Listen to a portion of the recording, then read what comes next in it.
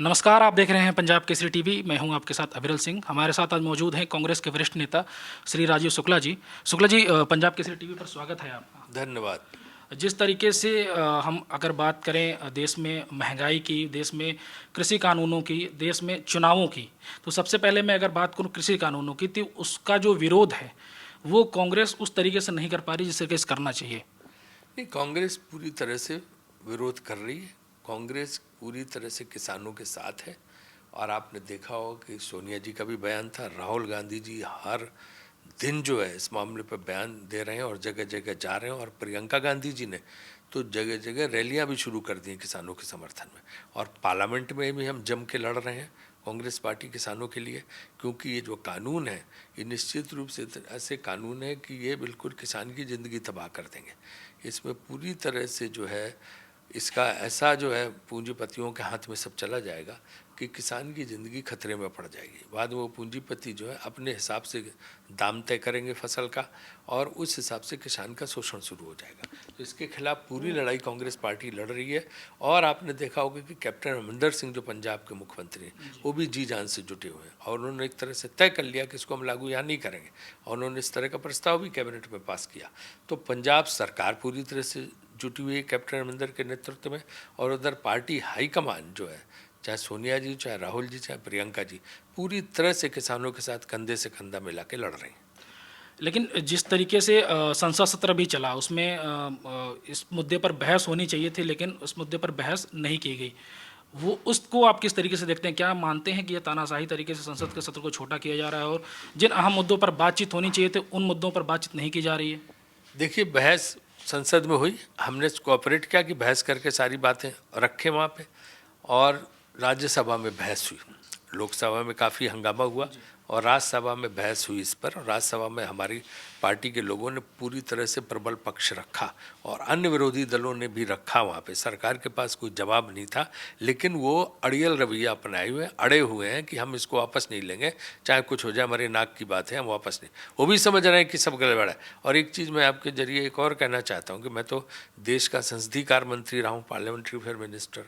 जब आप class by class discussion करने को तैयार हो बिल पे, जब आप बिल में संशोधन के लिए तैयार हो, तो आप इसको वापस लेने के बाद क्यों नहीं करें? क्योंकि जब नया बिल आता है, आप जब संशोधित बिल आएगा या उसमें क्लास बाई क्लास संशोधन होगा हर उसके खंड में, पैरा में, तो फिर जो वो तो बिल पहला वाला तो वापस ही लेना पड़ता है। उसके बाद जो है दूसरा नया आप संशोधित बिल इंट्रोड्यूस करते हो, तो इसमें कौन सी, तो आपको वैसे भी करना पड़ेगा। अगर उन्हीं की बात मान लें मंत्री जी की, तो भी आपको संशोधित बिल नया लाना पड़ेगा। तो इसमें कौन सी बात है? तो इसके लिए क्यों नहीं तैयार हो रहे हैं? क्यों नाक का सवाल बनाए हुए? क्यों किसानों की बात नहीं सुन रहे हैं? क्यों आम आदमी गरीब की बात नहीं सुन रहे? और उससे महंगाई बढ़ती जा रही है। लेकिन राजीव जी, सरकार जो कह रही है कि हम संशोधन के लिए तैयार हैं, और 11 राउंड की बातचीत हुई किसान और सरकार के बीच में। सरकार कह रही है कि किसान और जो भी विपक्षी दल हैं वो हमको ये कमी बताएं कि इसमें क्या संशोधन कर सकते हैं, किन कमियों की वजह से हम संशोधन करेंगे, लेकिन कोई हमको ये नहीं बता रहा है कि संशोधन क्या करना है। जो 11 राउंड की बात हुई, इसमें उन्होंने संशोधन भी बताए। सबसे पहले बड़ा संशोधन जो हर प्रेस कॉन्फ्रेंस में कांग्रेस ने भी कहा, पार्लियामेंट में ही बात आई और लोगों ने कही, सबसे पहले तो आप एमएसपी की कानूनी गारंटी दीजिए। एक सबसे बड़ा संशोधन तो यही है कि आप एमएसपी की कानूनी गारंटी दीजिए, जो ये देने को लिए तैयार नहीं है। इसलिए टाल मटोल कर रहे हैं, क्योंकि ये इनको पता है कि बाद में सस्ते दाम पर फसलें उठा लेंगे प्राइवेट कंपनी वाले। तो इन्होंने एमएसपी की गारंटी नहीं दे रहे हैं कि जो न्यूनतम समर्थन मूल्य है वो उससे नीचे कोई नहीं खरीद सकता। ये गारंटी आप कानून में क्यों नहीं ले? आप जवानी जवा खर्च घोषणा कर रहे हैं कि हम आश्वासन देते हैं, हम ये बोलते हैं, उससे क्या फ़र्क पड़ना? वो तो कल को 5 साल बाद कोई अफसर मानेगा नहीं, 2 साल बाद कोई अफसर मानेगा कि नहीं जी ये तो कानून में तो लिखा ही नहीं। तो आप उसको कानून में डालने से बच रहे हैं, है ना, जो स्पेसिफिक मांगे। दूसरे, मंडी सिस्टम जो है अनवरत जारी रहेगा, ये भी उसमें लिखने को उस ढंग से तैयार नहीं है। ये गोल मटोल की भाषा उसमें डाले हुए हैं। इसलिए लोग कहते हैं कि इन बिलों को वापस लेके आप संशोधित बिल जो संशोधन दिए वो इसमें डाल के ले आओ, वो नहीं ला रहे। ये तो थी बात कृषि कानूनों की। अगर मैं बात करूं राजीव जी महंगाई की, तो महंगाई आज आसमान छू रही है। कई राज्यों में पेट्रोल के दाम कई जगहों पे 100 के पार हो चुके हैं। लेकिन जिस तरीके से विपक्ष का विरोध दिखना चाहिए, वो विरोध नहीं दिख रहा, क्योंकि आपको वो दौर याद होगा जब स्मृति ईरानी, रविशंकर प्रसाद, ये लोग सड़क पर उतर के सिलेंडर और प्याज की माला पहनकर सड़कों पर थे, तब जनता के मन में आक्रोश पैदा हुआ था। लेकिन आपको नहीं लगता है कि सिर्फ ट्विटर और फेसबुक पर राजनीति विपक्ष की सीमित हो गई है? नहीं, विपक्ष उसमें धरना प्रदर्शन कर रहा, जगह जगह पे जो है आंदोलन के समर्थन में आंदोलन आयोजित किए जा रहे हैं। और आपने देखा होगा कि इसमें आम युवा और आम लोग भी लग गए हैं सरकार के खिलाफ। जितने सोशल मीडिया पे चल रहा है उसमें सब इन्हीं के भाषण पुराने निकाल निकाल के 2012 के जब मनमोहन सिंह सरकार थी तो ये लोग पेट्रोल डीजल पे क्या क्या बोलते थे, जबकि तब 60 रुपये का पेट्रोल था, है ना, और हमें मिलता था 110-120 डॉलर में। अब तो 50-60 डॉलर में मिल रहा है पेट्रोल, इसके बावजूद ये दुगने तिगने दाम किए हुए। तो ये जो है अब उन्हीं के लोग डाल डाल के, आपने देखा होगा कि डाल रहे हैं लोगों की, तब क्या बोलते तो अब क्या बोल रहे हैं। तो तब तो आलोचना करते थे, अब कहते हैं देश हित में, तो तब देश हित में कोई नहीं था। लेकिन राजीव जी, सोशल मीडिया के जरिए विरोध नहीं हो सकता? आपको नहीं लगता कि सड़क पर उतरना चाहिए विपक्ष को? सड़क पे विपक्ष उतर रहा है, सड़क पे लगातार उतर रहा है विपक्ष। कई जगह हमारी राज्य इकाइयों में आप देखिए कि लगे, जैसे कमलनाथ ने जो है वहाँ पे वो मध्य प्रदेश बंद का आह्वान दिया वहाँ पे, और वो बाकायदे स्वयं जो सब जगह, कई जगह साइकिलों पे लोग चल रहे हैं, कुछ जगह ट्रैक्टर पे चल रहे हैं, बैलगाड़ी पे इसका विरोध करने के लिए निकल रहे हैं। यूपी में प्रियंका जी जगह जगह जा रही हैं और वो हर मीटिंग में इसका पेट्रोल डीजल का जिक्र कर रही हैं। तो हम लोगों ने तो इस पर पूरा अभियान छेड़ा हो, क्योंकि 100 रुपये का पेट्रोल सोचा ही नहीं था अभी। इतना महंगा पेट्रोल कर, जब विश्व बाजार से सस्ता मिल रहा तो ये किसके लिए तुम इतनी कमाई कर रहे हो? आपको नहीं लगता कि जिस तरीके से अगर बीजेपी को ये फायदा मिल रहा है कि जो अभी विपक्ष है किसी भी मुद्दे पर, सिर्फ से और सिर्फ, चाहे कांग्रेस की बात करूं या किसी अन्य दूसरे विपक्षी दलों की बात करूं, तो वो सोशल मीडिया पर अपने कुछ पोस्ट करके हट जाते हैं। बीजेपी को यहाँ फायदा मिल रहा है क्योंकि विपक्ष सड़क पर नहीं उतर रहा। अगर सड़क पर उतरती, दिल्ली में उतरती खासकर, तो कुछ बात और होती। आपने देखा होगा कि विपक्ष ऐसा नहीं है, लगातार सड़क पर उतर रहे हैं। आज भी प्रियंका जी इलाहाबाद गई हुई हैं, राहुल जी जगह जगह जाके कर रहे हैं, तो सड़क पे हम उतरे हुए हैं। और जो है सोशल मीडिया भी एक माध्यम, उसके जरिए, मीडिया के जरिए और सड़कों पर उतर के आंदोलन के जरिए, संसद में, विधानसभाओं में, हर जगह कांग्रेस पार्टी और अन्य विपक्ष इसको लगातार उठा रहा है कि ये कमर तोड़ महंगाई, और इनको लग रहा है कि कोई फ़ायदा इनको मिल रहा है, क्योंकि उन्होंने मीडिया के एक वर्ग को अपने साथ लिया हुआ जो इनकी हर बात को सपोर्ट करने लगता, तो लोगों को लगता है कि कोई जो है इनका विरोध नहीं। विरोध भारी हो रहा है। आपने पंजाब के चुनाव में देखा होगा कि किस तरह से सुपड़ा साफ हो गया, और जो है भाजपा को कोई पूछ तक नहीं रहा। और आप देखिएगा अगले चुनाव जब आएंगे यहाँ विधानसभा के, तो कैप्टन अमरिंदर सिंह के नेतृत्व में कांग्रेस प्रचंड बहुमत से जीतेगी यहाँ। उसके बाद हिमाचल प्रदेश भी जीतेगी। इसका सीधा असर हिमाचल प्रदेश में भी हो रहा है। हिमाचल प्रदेश में बहुत आक्रोश है। तो पंजाब और हिमाचल प्रदेश दोनों कांग्रेस पार्टी जीतने वाली है। उसके बाद हरियाणा भी जीतेंगे। आपने बात की पंजाब के निकाय चुनाव और हिमाचल के चुनाव की।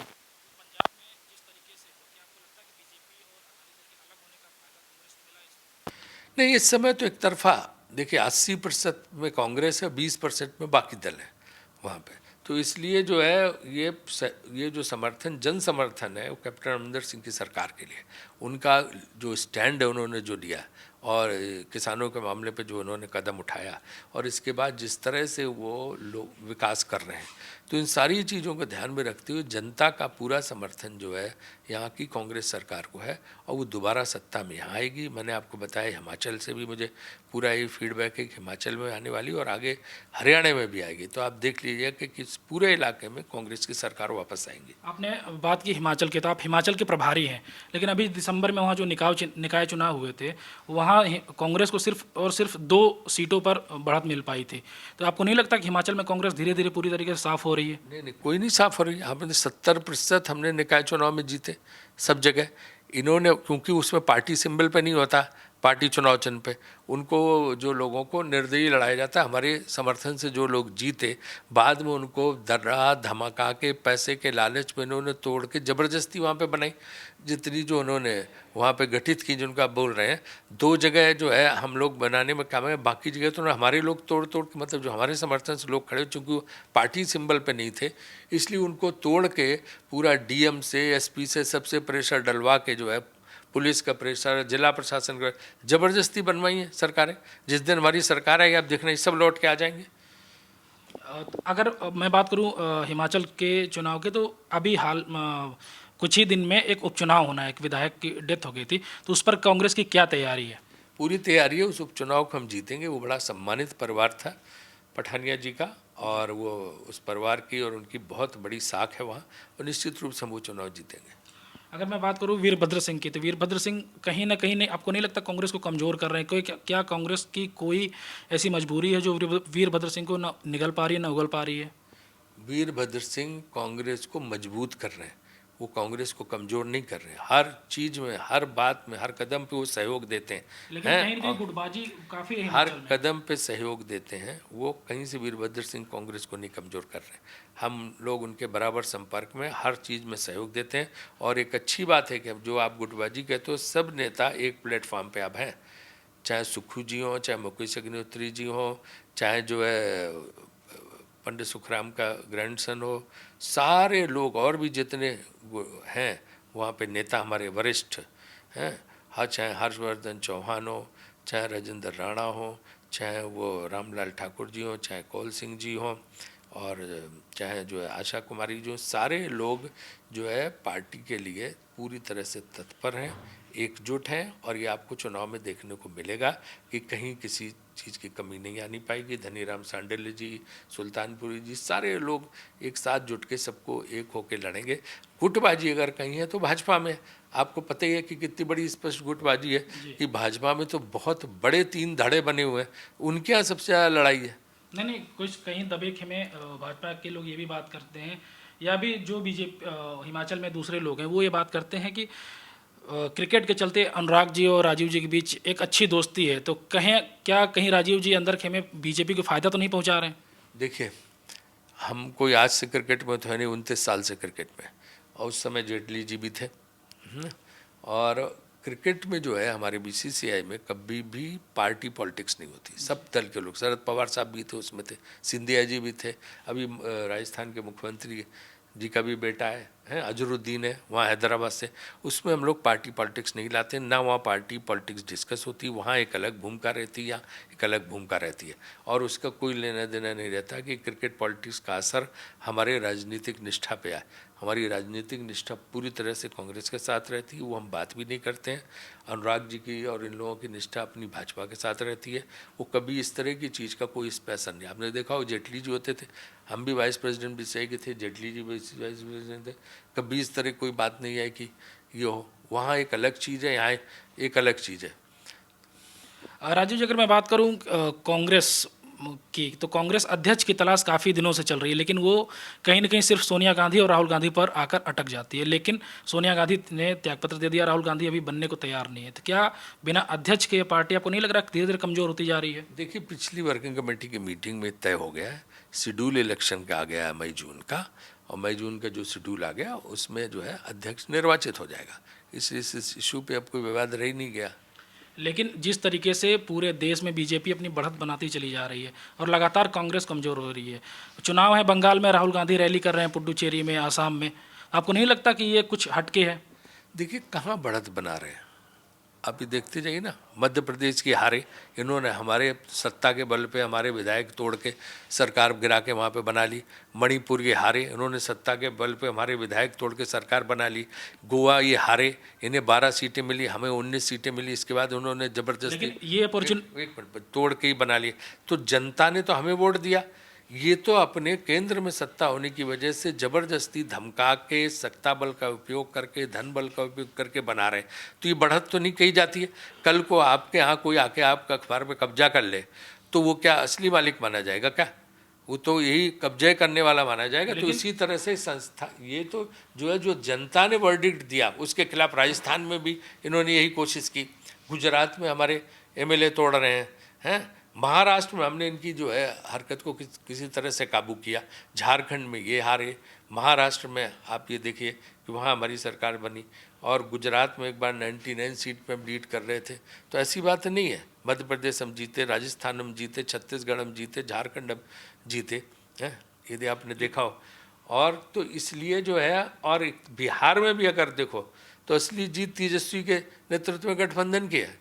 हैं। आपके तो नज़दीक है बनारस, जहाँ आपके रहने वाले हैं, वहाँ से आप देखिए कि कितना वहाँ पे असली तो सिंगल लार्जेस्ट पार्टी हुई है, कहीं 100 से हरा दिया, कहीं 200 सीट से ज़बरदस्ती कलेक्टरों ने मिल के 2 4 5 सीटें इधर उधर कर ली, तो इससे वो सरकार बनाई ज़बरदस्ती की। लेकिन 70 साल तक इस देश पर शासन करने वाली कांग्रेस पार्टी को एक समुद्र कहा जाता था, जिसमें सारी धाराएं आकर मिलती थी, चाहे वो दक्षिण पंथ हो, चाहे वो वाम पंथ हो, चाहे वो राइट विंग हो। लेकिन आज का समय ऐसा है, ये दौर इतना खराब आ गया कांग्रेस पार्टी के लिए कि उसको दूसरे दलों को सपोर्ट करना पड़ रहा है। दूसरे राज्यों में अगर मैं बात करूं महाराष्ट्र की, तो वहाँ आघाड़ी सरकार है, वहाँ लगातार कांग्रेस और शिवसेना के नेताओं में, विधायकों में एक दूसरे पर छीटाकशी हो रही है। तो आपको नहीं लगता कि ये कांग्रेस का धीरे धीरे कई पतन काल शुरू हो रहा है? नहीं, पतन काल नहीं, जिस तरह के एक राजनीति में जब आते हैं कोई भी दल, तो उससे दोनों स्थितियों का सामना करना पड़ता, विपक्ष का भी और सत्ता पक्ष का भी। कभी सत्ता में है, कभी विपक्ष में है। कांग्रेस ने दोनों भूमिकाओं में साबित करके दिखाया कि हम दोनों भूमिकाओं में रहने के लायक हैं। जब विपक्ष में है तो विपक्ष का धर्म का निर्वाह करती है, सत्ता में सत्ता पक्ष का धर्म, लेकिन जिम्मेदारी के साथ निर्वाह करती है। इसलिए जो है इन सब से कुछ फर्क नहीं पड़ता। अगर आप लोकतंत्र में हैं तो आपको लड़ना पड़ेगा। बात हमारी ये है कि जो लोकतंत्र में रह के लोकतांत्रिक पद्धति से काम करो। ये लोकतंत्र में रह के धन बल पे, सत्ता के बल पे, डरा के, धमका के, जबरदस्ती सरकारों को तोड़ना, विधायकों का खरीदना, इधर से उधर करना, जिस चीज़ को कभी भाजपा, वाजपेयी जी और अडवाणी जी जिस चीज़ की आलोचना किया करते थे और कांग्रेस पे आक्षेप लगाते थे, उसका खुलेआम आज स्वयं भाजपा में हो रहा। लेकिन इसकी शुरुआत तो कभी कांग्रेस ने ही की थी। उनका आरोप था, तब ये थे ही नहीं कुछ, तो इनको कहाँ हम तोड़ते, क्या थे? लेकिन इन्होंने आरोप लगाया कि ये जो आज कांग्रेस हम पे आरोप लगाती, आरोप झूठे लगाते थे। लेकिन आप किसी चीज़ को गलत कहते हो और फिर आपको पावर मिल जाए, आप उसको बढ़ चढ़ के करने लगो, तो मतलब इसका मतलब आप तब भी सही मान रहे थे अगर आप आरोप लगा रहे थे, तो ये तो आपके ऊपर है। लेकिन फिर से मैं लौट के आऊँगा कांग्रेस अध्यक्ष राहुल गांधी पर।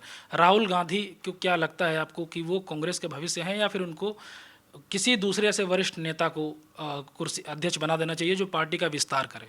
देखिए, ये फैसला तो गांधी परिवार लेगा, और राहुल जी हमारे नेता हैं, हमारे अध्यक्ष रहे हैं। हम तो यही चाहेंगे कि आगे वो भी फिर से अध्यक्ष का पदभार ग्रहण करें। लेकिन मेरा ही मानना है कि ये फैसला पार्टी हाईकमान पे छोड़ देना चाहिए। वो जो निर्णय लेगा पार्टी हाईकमान, हम सब उसके साथ हैं। लेकिन वो कैसे अध्यक्ष हैं? उनको भी परसों जब वो पुडुचेरी में थे, तो नारायण सामी ने उन्हें, एक महिला ने आपने वीडियो देखा होगा कि महिला ने राहुल गांधी को बताया कि नारायण सामी सुनामी के समय कभी हमारे दरवाजे पर नहीं आए। लेकिन ये बात राहुल गांधी को गलत बताई गई। नारायण सामी कहते हैं सबके सामने, मीडिया के सामने भी, कि राहुल गांधी जी, ये महिला कह रही है कि मैंने इसकी खूब मदद की। ये नहीं लगता कि गलत इंटरप्रिटेशन बनाया जा रहा है राहुल गांधी के लिए और लोगों के बीच में? देखिए, वो उसके तथ्य भी नहीं पता है, ये तो एक सोशल मीडिया पे चल रहा है। नारायण स्वामी बहुत गंभीर किस्म के जिम्मेदार व्यक्ति हैं। केंद्र में मंत्री रहे, हम हमारे साथ वहाँ पे मुख्यमंत्री रहे। वो कभी कोई चीज़ का ये जो है ऐसा कोई गलत इस्तेमाल करना नहीं चाहेंगे। इसलिए मुझे नहीं लगता लोगों को इस बात का कोई तूल देना चाहिए। राजीव जी, बंगाल चुनाव पर हम बात कर रहे हैं। नारायण स्वामी की सरकार भी गिराने में लगे, उनके एमएलए भी तोड़ रहे हैं, वो तो आप उसकी तो आलोचना करो। नहीं, आलोचना हम सबकी कर रहे हैं। अगर हमारे साथ कोई बीजेपी का होता तो हम उससे पूछें। नहीं, बिल्कुल नहीं सर, नहीं घबराए नहीं है सर। आप खुल के इनकी आलोचना करें। उनका आप पुडुचेरी में सरकार गिराने की कोशिश करें, वो भी नहीं आप बोल रहे हो। मध्य प्रदेश में तोड़ी, वो भी नहीं। राजस्थान में मुंह की खानी पड़ी, वहाँ कोशिश की, वहाँ नहीं। मैं धीरे धीरे आ रहा था, एमएलए तोड़े, वहाँ तो उद्धव ठाकरे जी और शरद पवार ने जोड़ लगा के हैं, और कांग्रेस ने मिलकर वहाँ पे इनको एक शिकस्त दी, है ना। तो ये जो है इनके तो काम, ये मणिपुर में उन्होंने तोड़ी, गोवा में उन्होंने तोड़ी, हर जगह यही काम थी इनकी। लेकिन जिस तरीके से कांग्रेस की बात होती थी और आगे भी होती रहेगी, वो धीरे धीरे, अगर एक बरगद है, वो बरगद धीरे धीरे छोटा होता जा रहा है। बात आपकी सही है कि जब विपक्ष में पार्टी आई, जनता ने मैंडेट नहीं दिया उस समय 2014-2000, तो निश्चित रूप से उसका प्रभाव पड़ा। जब विपक्ष में आते हैं तो आपका आकार छोटा होता है, लेकिन हम पुनः वापसी करेंगे और अपने आकार को और बड़ा करेंगे। क्या यह माना जाए बंगाल से कुछ वापसी होगी? क्योंकि बंगाल में भी कोई कांग्रेस का कोई प्रचार प्रसार कुछ दिख नहीं रहा है। अभी शुरुआत हुई है, लेफ्ट के साथ वहाँ पे सीपीएम के साथ गठबंधन किया, और वहाँ चुनाव में जो है पूरी ताकत से उतरेंगे। अब तक तो अमित शाह और जेपी नड्डा और मोदी काफ़ी रैलियां, रोड शो कर चुके हैं, अभी कांग्रेस गठबंधन कर रही है। हाँ, नहीं, वहाँ चल रहा, हम लोगों का भी मीटिंगें चल रही हैं। जब चुनाव का ये होगा तो उस वक्त शुरू होंगी। और प्रियंका गांधी को आप किस तरीके से देखते हैं, जिस तरीके से वो उत्तर प्रदेश की प्रभारी बनाए जाने के बाद लगातार एक्टिव हैं वो? कल उन्होंने मुजफ्फरनगर में रैली की, आज वो प्रयागराज हैं, इसके पहले वो रामपुर गई थी, उसके पहले मथुरा में उनकी 23 तारीख को प्रस्तावित रैली है। क्या आपको नहीं लगता कि प्रियंका गांधी जिस तरीके से पार्टी को खड़ा करने के लिए उत्तर प्रदेश जैसे बड़े राज्य में मेहनत कर रही हैं, तो उनको पार्टी प्रेसिडेंट के पद पर बैठाया जाना चाहिए? देखिए, मैंने कहा आपको ही फैसला गांधी परिवार तय करेगा कौन पार्टी अध्यक्ष हो। हम लोग जो गांधी परिवार तय करेगा उसी के साथ जाएंगे, और गांधी परिवार जो फैसला लेना होगा लेगा। प्रियंका जी को एक जिम्मेदारी सोनिया जी ने दी है, जिसको पूरी शिद्दत के साथ उसका निर्वाह कर रही हैं और पूरी तरह से सक्रिय हैं। तो क्षमता जो है तीनों लोगों में है, चाहे सोनिया जी हो, चाहे राहुल जी हो, चाहे प्रियंका जी हो। फैसला गांधी परिवार का, वो जो तय करेंगे हम लोग उसके साथ हैं। लेकिन जिस तरीके से बीजेपी अपने संगठन को बूथ स्तर से लेकर प्रधानमंत्री स्तर तक सबका कार्य बटा हुआ है, क्या आपको नहीं लगता कांग्रेस में भी कुछ ऐसे कमेटियों का गठन किया जाना चाहिए जो लगातार जनता के बीच में रहें? क्योंकि जो कहा जाता है कि बीजेपी और आरएसएस लगातार काम करते रहते हैं, पूरे साल चुनावी मोड में रहते हैं, और कांग्रेस सिर्फ चुनाव के वक्त एक्टिव होती है, तो इससे कहीं ना कहीं नहीं आपको लगता है पार्टी कमज़ोर हो रही है? कुछ ऐसे कमेटियाँ बनाई जानी चाहिए। ये तो देखो आरोप है, ऐसा कुछ भी नहीं है। हमारी से जगह जगह कमेटी है, जगह जगह संगठन है, बूथ लेवल पर कमेटी बन रही है, बूथ लेवल पर संगठन, रात दिन आईसीसी से लोग सक्रिय रहते हैं, प्रदेश कांग्रेस कमेटी में लोग सक्रिय रहते हैं, हर जगह संगठन बनाया हुआ है। तो ऐसी बात नहीं है कि जो है कि उन्होंने सिर्फ कमेटियाँ बनी, हर जगह हमारी कमेटी बनी। हमने तो चुनावी हिमाचल में आपने देखा होगा, मैंने हर चुनाव के लिए कमेटी बनाई, तो सबकी वो कमेटी बन रही है, सारी सक्रियता है।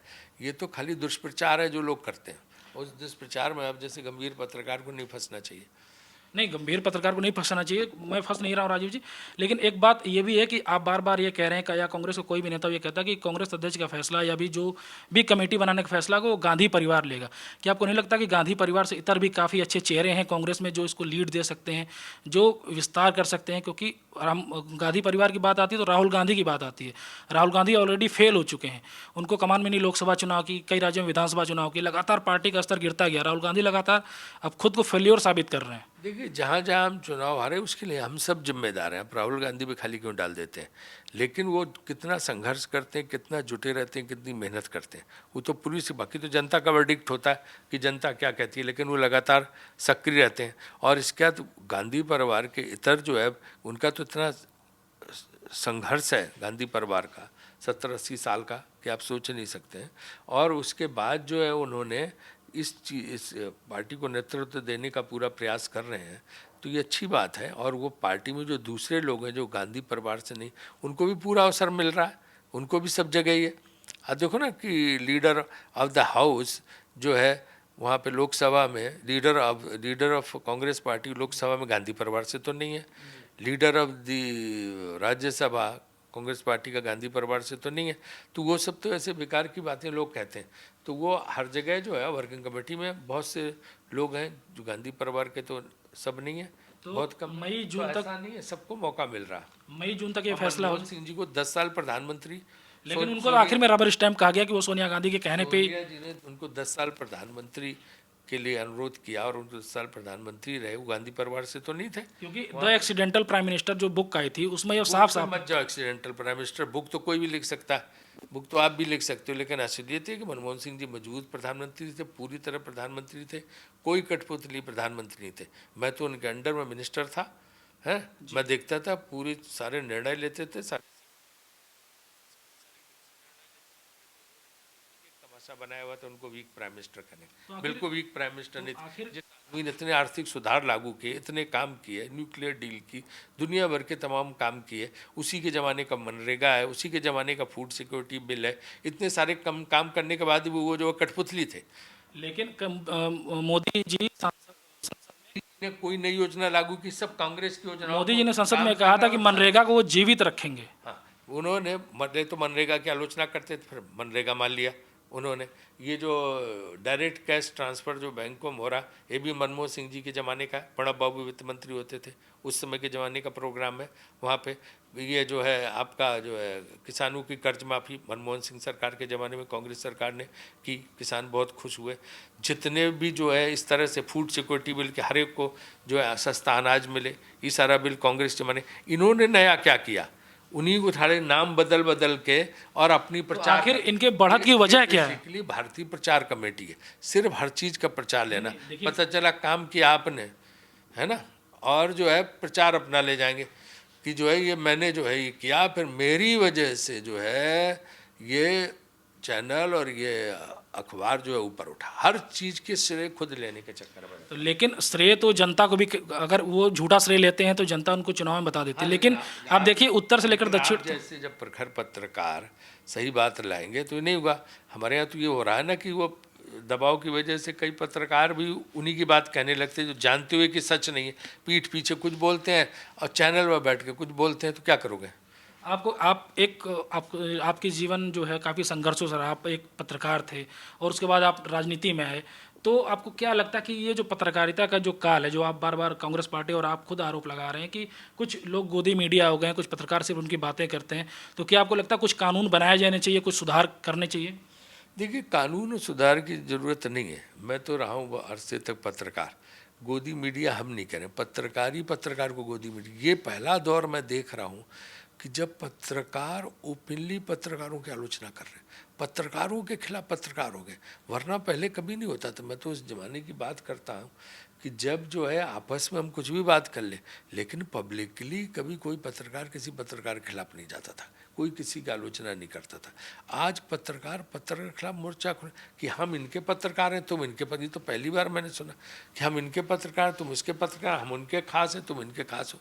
हैं, ये नया दौर जो शुरू हुआ है, इसमें मुझे लगता है कि आप जैसे और जो तमाम गंभीर पत्रकार हैं, उनको पत्रकारिता की साख बचाने के लिए इस दिशा में सोचना चाहिए और सबको इकट्ठा करके करना चाहिए कि भाई आप जो है खूब सरकार का सपोर्ट करो, लेकिन ये भी ध्यान रखो कि लोकतंत्र में विपक्ष की भी भूमिका होती है। आप दोनों करके अपने को कम से कम जिस हद तक रह सकते हो एक इंडिपेंडेंट और न्यूट्रल रखने की कोशिश करो, ताकि आपकी साख, क्योंकि अब आपने देखा होगा जनता भी बात जाने लगी, वो देखते करें यार ये हटाओ ये चैनल, ये तो इसमें ये है, तो वो नहीं होनी चाहिए किसी के लिए भी। चाहे ना कोई विपक्ष का चमचा होना चाहिए, ना सत्ता पक्ष का होना चाहिए। लेकिन आपको इसमें क्या दिखता है कि कहाँ क्या गलत हो रहा है?